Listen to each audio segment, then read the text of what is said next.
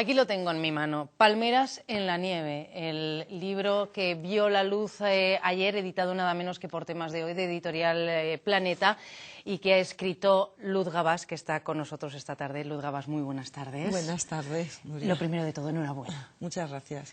Ahora hablamos, esto es lo que cuenta Luz Gabás en una grabación que nos ha enviado la editorial. Mi padre vivió en Guinea. En 1953 emigró a ese lugar de palmeras, tierra ocre y hombres recios. Tenía tan solo 24 años y, como tantos otros españoles, decidió cruzar la península y probar suerte en mitad de la selva tropical. Un mundo mágico que no era el suyo y que, sin embargo, nunca pudo borrar de su mente. A través de algunos emigrantes llegaban noticias de que había probabilidades de encontrar un buen trabajo en alguna de las plantaciones regentadas por colonos españoles. Los emprendedores soñaban entonces con ofrecer a sus familias un salario imposible de conseguir en España. Pero cuando llegaban a Fernando Po o Santa Isabel, además quedaban seducidos por el color de un lugar que nada tenía que ver con el gris oscuro de nuestra península. A veces, aún hoy, cuando mi padre mira las imágenes de aquellos tiempos, vuelve a enamorarse de sus recuerdos, de la pasión de sus gentes, del olor de los cafetales, de la intensa piel negra de los amigos, que ni el tiempo ha podido palidecer en su recuerdo.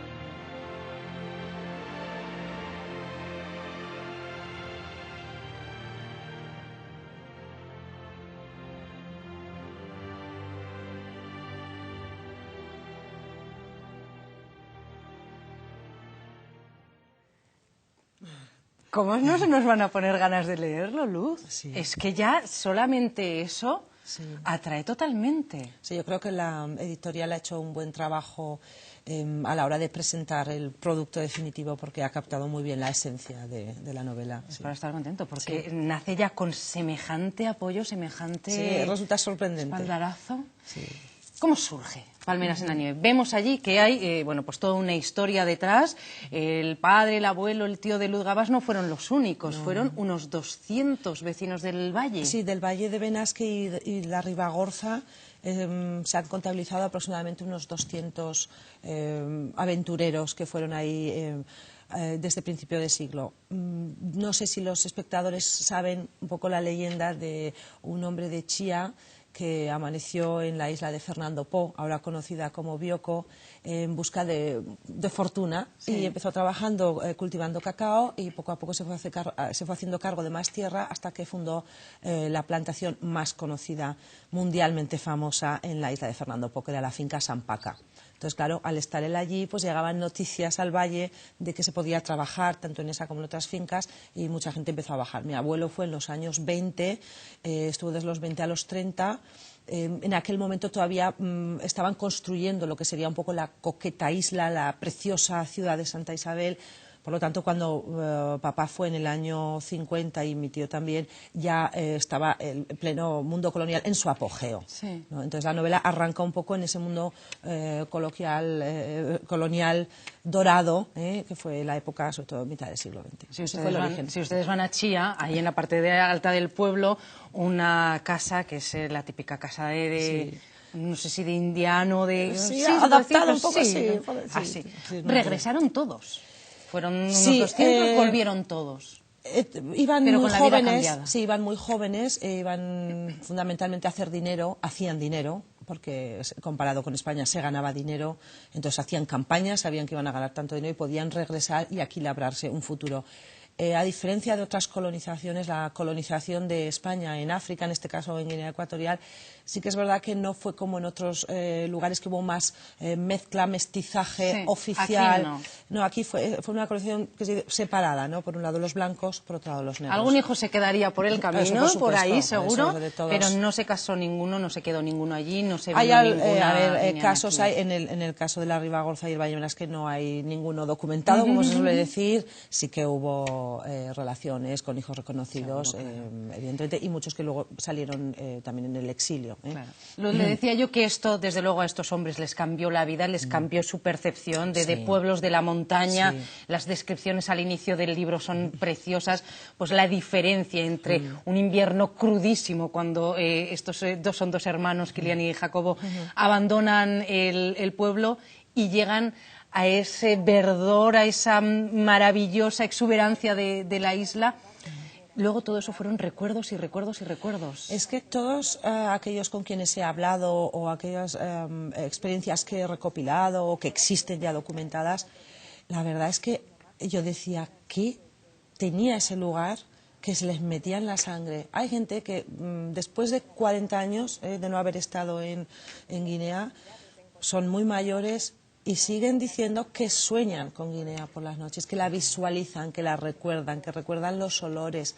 A ver, algo, es verdad que vivieron un momento muy, muy especial, eres joven y lo que sucede cuando eres joven se queda muy grabado en tu retina, ¿no? Pero aparte hay un sentimiento común, compartido, que es muy, muy, muy contagioso. Y de hecho, solo por escuchar historias ya te contagiaban, ¿no? Claro. Algo mágico. Pero eran recuerdos constantes. Me decía antes Luz que en cualquier momento, cualquier conversación, plum. Con mis hermanas siempre hacemos broma que para nosotras, San Paca, Santa Isabel, Guinea, era como si nos hablasen de Huesca. Cuando decía, además empleaba una expresión que aún se emplea de bajar, ¿no? Ahora bajamos a Huesca a comprar, quienes vivimos en Benasque o en Cerler, y ellos bajaban a Guinea, fíjate, 6.000 kilómetros, un mes en barco. Entonces, ¿qué decidió, lo dice, que al principio nada, tomar notas, redactar algo para que sus hijos... Claro, me da mucha pena, porque al fallecer el papá dice, esto se perderá, se perderá, y hay un documental muy bueno hecho por un vecino de Benasque, por José María Mur y 2 personas más, que se titula Guinea en patués, y ahí sí que están recogidos los testimonios de personas, también aparece papá. En ese sentido, yo creo que fue muy acertado que lo decía, porque se iba a perder. A perder. En el momento que pase esa generación, se acabó con los recuerdos de aquella época. Entonces, yo simplemente todo lo que tenía en mi cabeza, lo que tenía anotado, más lo que leí, porque no es solo una novela colonial. Esto, claro, yo a Nuria no le quiero desvelar cómo está. Estoy en la página 200. Claro, es también una reflexión sobre el mundo colonial, lo que sucedió allí, un poco como empieza la novela, cómo se pudo pasar de una relación íntima al abandono más absoluto. O la despedida tremenda, ¿no? ¿Cómo se pudo? Porque esa es la primera página, una despedida entre dos amantes. ¿Cómo se puede pasar, no? Entonces, he intentado reflejar en la novela, con los personajes, con la acción, no solo la parte colonial, sino toda la evolución de la historia de ese país y de nuestra implicación, ¿no? Es decir, que de las notas estas, para que los críos no se pierdan lo que vivió el abuelo y el bisabuelo, a embarcarse en esta novela. Claro, porque tampoco quería que mis hijos leyesen solo qué bien, qué divertido, cómo nos lo pasamos, que es un poco lo que queda a veces en la esencia de las batallitas que nos cuentan los mayores, ¿no? Este era un tema muy complejo y yo quería conocer el otro lado. Es decir, el lado de aquellos que nos tuvieron que soportar, ¿no? Aquellos a quienes al fin y al cabo explotamos. Con lo cual, enseñamos, pero explotamos. Sí, exacto. Con lo cual ahí hay un trabajo de documentación. Claro. ¿4 años, me han dicho? Sí, casi. Entre 4 y 5 años totales. Sí. La documentación fue muy, muy intensa, porque claro, yo también entonces empecé a descubrir cosas que no sabía. Ya. Digo, mira, esto me sorprende. Esto no me lo habían contado. Claro, exacto, esta es la frase. Esto no me lo habían contado. Y tampoco se ha recogido en la historia de España, yo creo que con justicia. Entonces, por eso yo creo que aporta algo más, porque da un paso más. Es atrevida, en todos los sentidos. Hay una cosa que a mí me ha llamado la atención. Estoy en los inicios de la novela, estoy ya enganchada. Yo voy a seguir hasta el final, quiero saber cómo acaba. Pero... están llegando los protagonistas, acaban de llegar a la isla de Fernando Po, y hay unas descripciones espectaculares. No ha estado, usted no ha viajado a Guinea Ecuatorial, no ha ido a Fernando Po. No he ido.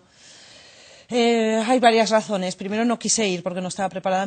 Pensaba que me iba a producir mucha pena, sobre todo porque... la protagonista se va, ¿eh? Claro, ella es más valiente que yo. Ella es más valiente que yo, sí. De uno de los 2 hermanos se va a buscar no sé qué. Ella es más valiente que yo, creo. La editorial insistió, sobre todo cuando estamos haciendo la última revisión, dice, date una vuelta. Y yo pensé, no, quiero construirla a través de los ojos de quienes han vivido esto, antes y ahora. No quiero contaminar la información, no quiero ser yo quien narre esto. Tiene que ser ¿Y ahora las irá o no? voces de todos. ¿Y después irá o no? Ahora me están entrando ganas porque creo que sabré valorarla de otra manera. Claro. Y esto es algo que estoy muy contenta de la novela, porque ahora podré ir y diré, ya no juzgaré ni sacaré conclusiones erróneas. Usted supongo que es filóloga inglesa, ha trabajado de profesora en escuela universitaria, supongo que habrá hecho sus estudios, sus investigaciones, sus trabajos. ¿Cómo un primer manuscrito, una primera novela, interesa a la editorial Planeta? Que se dice pronto. Esto fue una sorpresa. Yo reconozco que soy muy buena jueza para mí misma. O sea, yo era muy consciente de que estaba haciendo un producto interesante y que estaba escrito de una manera además muy intensa, muy intensa. Entonces yo como creo que esa intensidad la he sabido transmitir y los lectores, por lo que me van diciendo en apenas unos días, se está percibiendo así, ¿no? Yo creo que captaron esto, aparte que no ha habido en España una revisión del mundo colonial. Ha pasado en Francia, ha pasado en Inglaterra, pero no en España. Entonces yo creo que supe ver que ahí había una historia y que sobre todo tenía que esforzarme en que trascendiera lo local. Sí. Que pudiese leerlo alguien de la otra punta del mundo y tuviese sentido, ¿no? Claro. Se ha comparado, exacto, con El tiempo entre costuras de María Dueñas, con En el país de la nube blanca, pero se habla de Nueva Zelanda, ¿verdad? Exacto, sí, sí. A mí el primer tema me recuerda a Hijos del ancho mundo, que está basado de Abraham Verghese, que está basado en Etiopía. O sea que luego tiene el enganche de África, de ver los contrastes tan fuertes de las palmeras de África y la nieve del Valle de Benasque. Sí, la verdad es que solo decir la palabra África pues es un territorio mítico, ¿no? Lo curioso es que la parte española que hemos tenido ahí, nuestra presencia, no haya sido estudiada en su justa medida, creo yo. Solo alguien que esté muy interesado o que conozca a alguien que haya estado allí, pues ha leído libros y tal, pero en general ha pasado muy desapercibido. Sí, sí. Está llamado a ser un bestseller, es lo que estamos diciendo. Y entre medio fueron las elecciones y esta señora se presentó y ganó, y es alcaldesa de Benasque. Sí, así supongo es, en medio de es. todo el mare magnum, ¿no? Sí, claro, realmente no era consciente de la dimensión que iba a tener este libro. Está en sus comienzos, hay mucha expectativa, iremos viendo, suelo ser una persona prudente, iremos viendo, sí.